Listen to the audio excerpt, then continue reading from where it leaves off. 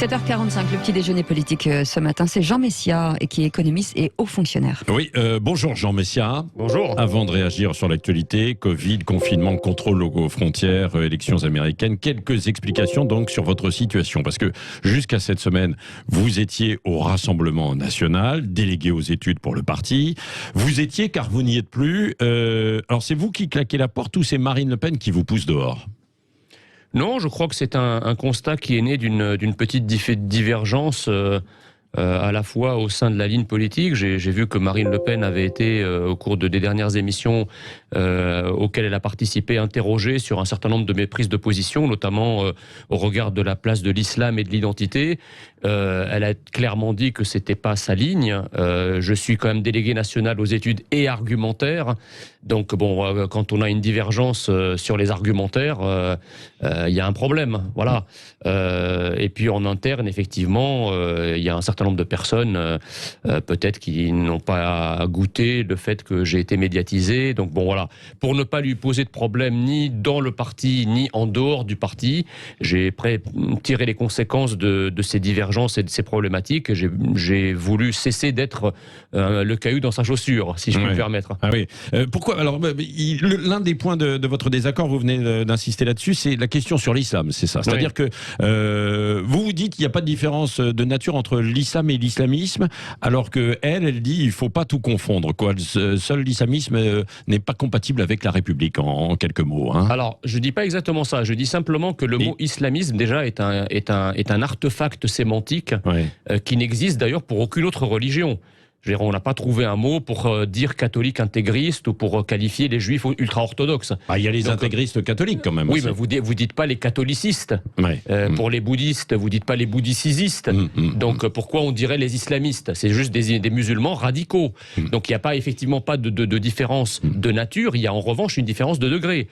Moi, je suis persuadé que l'islam qui puise une forme de théocratie dans le Coran, eh bien, il est incompatible avec la République, ce qui ne veut pas dire que les musulmans eux-mêmes sont incompatibles avec la République. Évidemment non. C'est-à-dire que les musulmans sont bien sûr compatibles avec la République parce que il ne faut pas tomber dans le piège que nous tentent les islamistes et penser qu'un musulman se réduit à l'islam. Un musulman est avant tout un citoyen français. Et donc effectivement, en fonction de sa pratique de l'islam, il peut être compatible avec la République. Mais l'islam en tant que constitution théologique, politique, économique et sociale, elle est incompatible avec la République. Ah oui, mais elle est compatible avec la République. Les musulmans, ils dépendent de l'islam, donc du coup...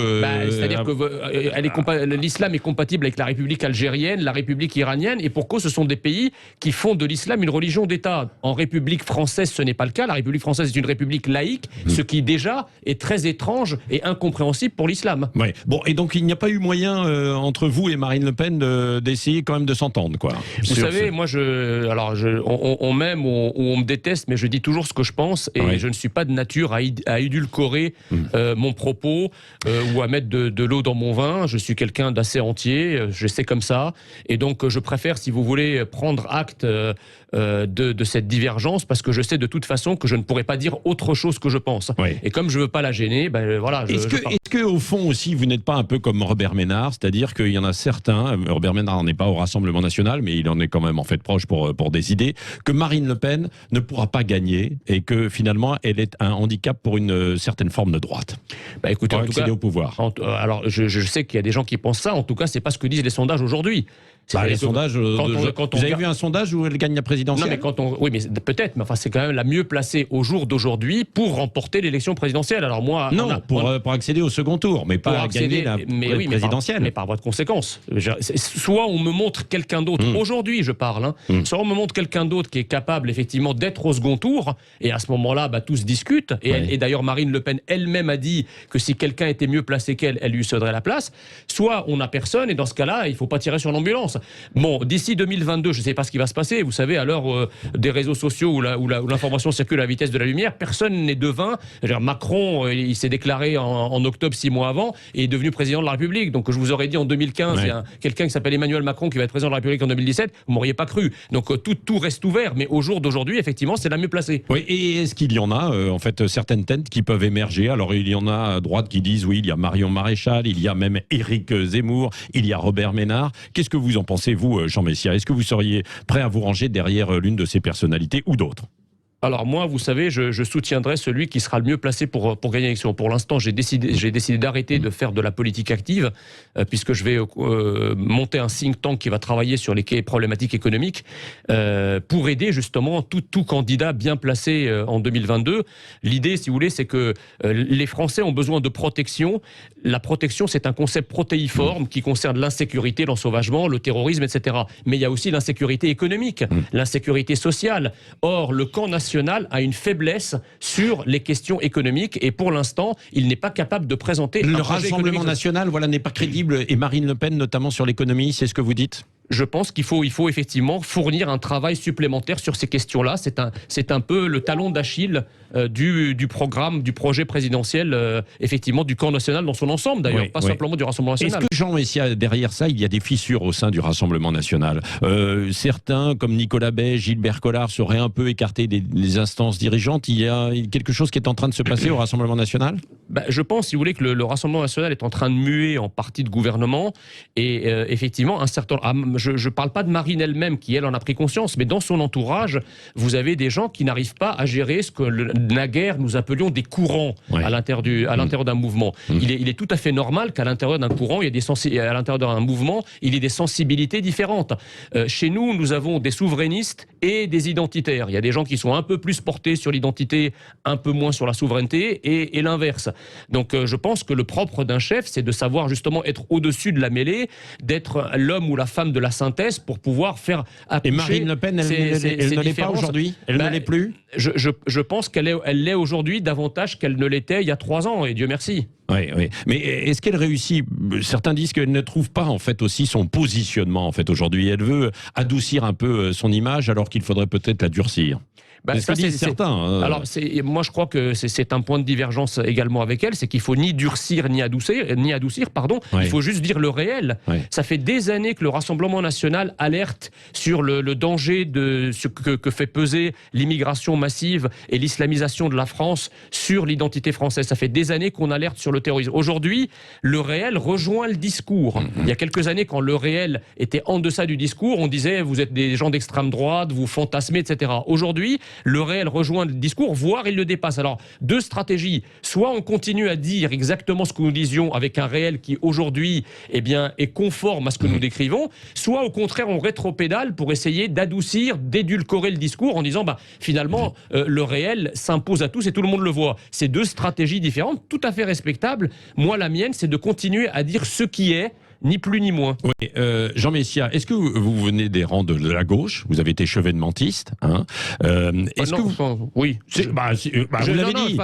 Je viens des rangs souverainistes, c'est-à-dire que dans les années 90. Dans les années 90, j'étais avec Pasqua, Séguin, mon maître de recherche, en tout cas mon maître de thèse, c'est Henri Guénaud, et ensuite, effectivement, j'ai soutenu la candidature de Jean-Pierre Chevènement, non pas parce qu'il était de gauche, mais parce qu'il était souverainiste. C'est pas pareil. Et vous pourriez rejoindre des gens de gauche, justement, qui sont souverainistes. Je pense à Arnaud Montebourg, par exemple. Je pense effectivement, le rejoindre, j'en sais rien, mais je pense qu'effectivement, la recomposition de la vie politique française doit se faire autour d'un grand courant à la fois national, républicain, souverainiste et identitaire. Et dans ce courant-là, bien sûr, la gauche républicaine et nationale, qui voit tous ces idéaux foulés aux pieds par l'indigénisme, l'islamo-gauchisme, etc., a peut-être envie de refonder elle-même une gauche autour de la nation, autour de la souveraineté et autour de l'identité française. Oui, un mot sur les élections américaines. Est-ce que la défaite annoncée de Donald Trump est un coup d'arrêt à une forme de populisme?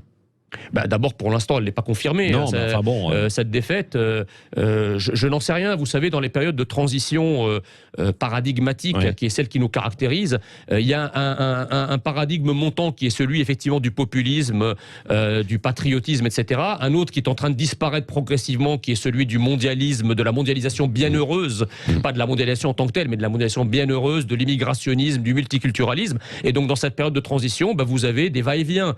Donc, moi, je ne doute pas, si vous voulez, qu'en vitesse de croisière, cette mondialisation bienheureuse, notamment avec la crise du Covid, va progressivement se transformer en une mondialisation un peu plus équilibrée et un peu plus respectueuse des nations. Oui, Jean Messia, est-ce qu'Emmanuel Macron est en train de changer? Hier, il a parlé des contrôles aux frontières. Il a dit qu'il fallait changer en profondeur les règles régissant l'espace Schengen. C'est-à-dire que vous sentez une inflexion en fait dans sa politique. Mais Emmanuel Macron court après les événements, si vous voulez. Quand on lui parlait de frontières il y a encore 6 mois, il disait que c'était un conseil d'extrême droite. Et en plus, Emmanuel Macron ne parle pas des frontières nationales, il parle des frontières de Schengen. Or, on voit bien que Schengen est une passoire. Nous, notre problème, c'est pas les gens qui arrivent aux frontières de Schengen. L'immigration illégale qui arrive en France, elle arrive par l'Italie, par l'Espagne, par Andorre. Et il est là notre problème. Donc, aller prêcher, si vous voulez, à l'autre bout de l'espace Schengen pour dire qu'il faut protéger les frontières, c'est très gentil, mais les pays qui surveillent les frontières de Schengen ne font pas leur boulot et sont pas prêts de le faire. Donc soit on fait des moulinets en disant il faut que ces pays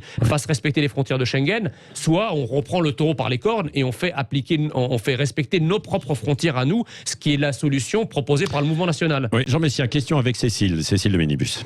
Oui, je reviens sur vos déclarations. Vous avez dit quand on immigre et qu'on acquiert une nouvelle carte d'identité nationale, c'est pour changer d'identité. Ça veut dire quoi? Est-ce que ça veut dire que quand on arrive en France, il faut changer de nom? Il faut ce que vous avez fait, vous. Hein, après, oui, après, vous avez changé de prénom. Il y a évidemment des degrés à cela. Le prénom, si vous voulez, c'était un marqueur important autrefois. Aujourd'hui, avec la massification de l'immigration et notamment des immigrés de 2e, 3e génération, bien sûr que maintenant c'est impossible. Cela ne signifie pas qu'il ne faut pas avoir une identité française à l'intérieur de soi. Il faut être français, il faut avoir la France à cœur et il faut être français de cœur. Pour une raison simple, c'est qu'on a la nationalité française. Bien sûr que cela ne s'applique pas à tous les immigrés. Les autres immigrés, on leur demande à minima de respecter la France.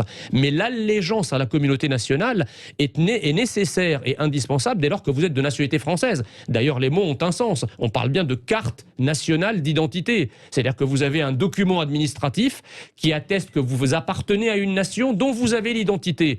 Donc si on séquence les trois, c'est ce qu'on a fait depuis 40 ans, en considérant qu'on peut avoir une carte, mais finalement sans sentiment d'appartenance à une nation ni identité, eh bien vous obtenez la dislocation et l'atomisation de la nation française que l'on connaît aujourd'hui. Donc moi je crois que quand vous appartenez à une communauté nationale, eh bien il faut être membre de cette communauté nationale, mais ça n'a rien de français. Si vous allez dans n'importe où dans le monde, eh bien quand vous appartenez à une nation, vous devez respecter la nation et puis effectivement avoir une allégeance vis-à-vis de cette nation. C'est ce que réclament toutes les nations et tous les peuples du monde. La France est un pays comme un autre, vous savez. Merci Jean Messia, Rassemblement National et qui va monter un think tank maintenant sur l'économie. Merci d'avoir été l'invité ce matin de Sud Radio.